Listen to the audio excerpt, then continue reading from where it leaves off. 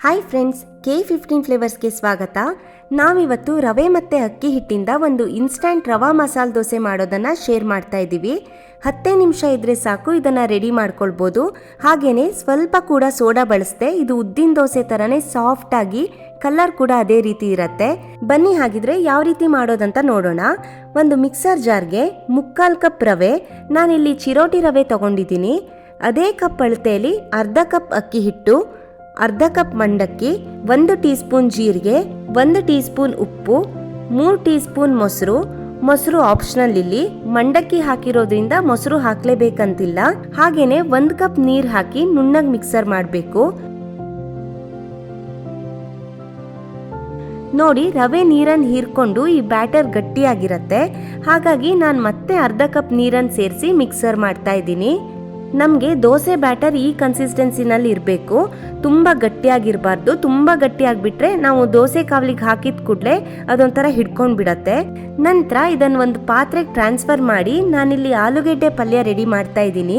ಒಂದು ಬಾಣಲೆಗೆ 2 tea spoon ಎಣ್ಣೆ ಹಾಕಿ, ಎಣ್ಣೆ ಬಿಸಿ ಆದಮೇಲೆ ಅರ್ಧ ಟೀ ಸ್ಪೂನ್ ಸಾಸಿವೆ, ಅರ್ಧ ಟೀ ಸ್ಪೂನ್ ಜೀರಿಗೆ ಹಾಕಿ ಇದು ಸಿಡಿದ ನಂತರ ಸ್ವಲ್ಪ ಕರಿಬೇವು, ಖಾರಕ್ಕೆ ತಕ್ಕ ಹಾಗೆ ಹಸಿಮೆಣಸು ಹಾಕಿ ಬಾಡಿಸ್ಬೇಕು.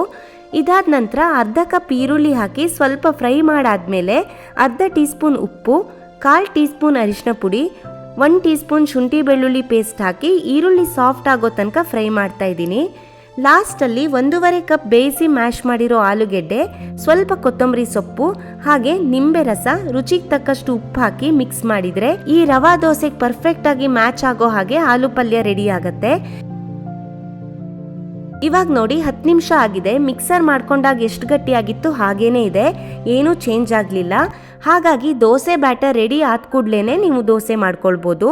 ದೋಸೆ ಕಾವಲಿ ಬಿಸಿ ಆದಮೇಲೆ 1/4 ಟೀ ಸ್ಪೂನ್ ಎಣ್ಣೆ ಹಾಕಿ ಸ್ವಲ್ಪ ಸವರಿ. ಇದಾದ್ಮೇಲೆ 2 ಸೌಟ್ ದೋಸೆ ಹಿಟ್ಟು ಹಾಕಿ ದೋಸೆ ಎರಿಬೇಕು.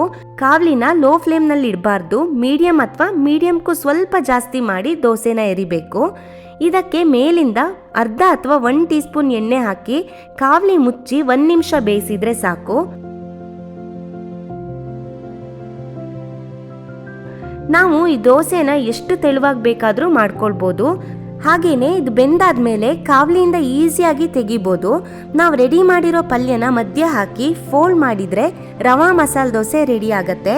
ಇದಕ್ಕೆ ತುಂಬ ಅಂದರೆ ತುಂಬ ಕಡಿಮೆ ಎಣ್ಣೆ ಸಾಕಾಗತ್ತೆ. ಆದರೆ ದೋಸೆ ಎರಿಯೋದಕ್ಕೂ ಮೊದಲು ಕಾವಲಿಗೆ ಎಣ್ಣೆ ಹಾಕಿ ಸವರೋದನ್ನು ಮರಿಬೇಡಿ. ಹಾಗೇನೆ ಕಲರ್ ಕೂಡ ಉದ್ದಿನ ದೋಸೆ ಥರನೇ ತುಂಬ ಚೆನ್ನಾಗಿ ಬರುತ್ತೆ. ನೋಡಿದ್ರಲ್ಲ ಎಷ್ಟು ಈಸಿಯಾಗಿ ಕಡಿಮೆ ಎಣ್ಣೆ ಉಪಯೋಗಿಸಿ 10 ನಿಮಿಷಕ್ಕೆಲ್ಲ ಒಂದು ತಿಂಡಿನ ರೆಡಿ ಮಾಡ್ಕೊಳ್ಬೋದು ಅಂತ. ನಿಮ್ಗೆ ಇವತ್ತಿನ ವಿಡಿಯೋ ಇಷ್ಟ ಆಗಿದ್ರೆ ಲೈಕ್ ಮಾಡಿ. ಹಾಗೆ ನೀವು ಈ ರೆಸಿಪಿನ ಮನೇಲಿ ಟ್ರೈ ಮಾಡಿ ಕಾಮೆಂಟ್ ಸೆಕ್ಷನಲ್ಲಿ ತಿಳಿಸೋದನ್ನು ಮರಿಬೇಡಿ. ನೀವಿನ್ನೂ ನಮ್ಮ ಯೂಟ್ಯೂಬ್ ಚಾನಲ್ನ ಸಬ್ಸ್ಕ್ರೈಬ್ ಮಾಡ್ಕೊಂಡಿರಲಿಲ್ಲ ಅಂದರೆ ಸಬ್ಸ್ಕ್ರೈಬ್ ಮಾಡಿಕೊಂಡು ಸಪೋರ್ಟ್ ಮಾಡಿ. Thank you.